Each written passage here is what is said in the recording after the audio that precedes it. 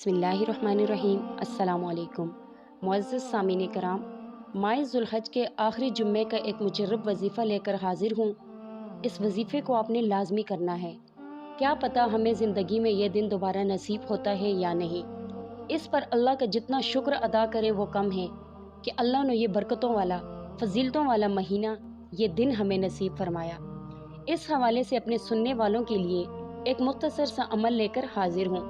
अल्लाह करीम से दुआगो हूँ कि हमेशा हमारे रिज़्क़ की जो तंगियाँ हैं वो दूर फरमाए और अल्लाह रब्बुल इज़्ज़त हमें अपने ख़ास दरबार से हमेशा हलाल रिज़्क़ अता फरमाए। आमीन सुम आमीन।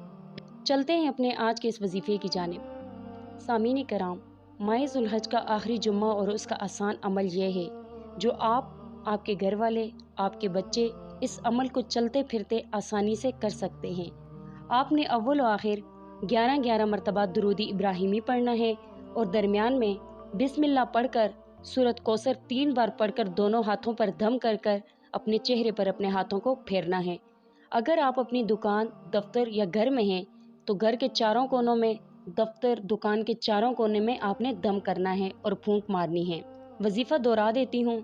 अव्वल आखिर 11 मरतबा दुरूद इब्राहिमी, दरमियान में सूरत कौसर 3 मरतबा पढ़कर हाथों पर दम करके चेहरे पर फेरना है। घर, दफ्तर, दुकान के कोनों में दम करना है। अल्लाह रब्बुल इज़्ज़त का फजल और रहमत इतनी आसानी से बरसेगी कि आप लोग हैरान रह जाएंगे, क्योंकि कुरान पाक अल्लाह रब्बुल इज़्ज़त का ऐसा कलाम है जिसमें बरकत और खैर ही खैर है। यहाँ पर एक बात वाज़ेह कर दूँ कि दुरूद शरीफ जितना ज़्यादा पढ़ेंगे इतना ज़्यादा फ़ायदा होगा। तादाद इसलिए मुतय्यन की कि ताक हो, क्योंकि अल्लाह रब्बुल इज़्ज़त अकेला है तो एक को पसंद करता है। तादाद इसलिए हर वजीफ़े में बताई जाती है।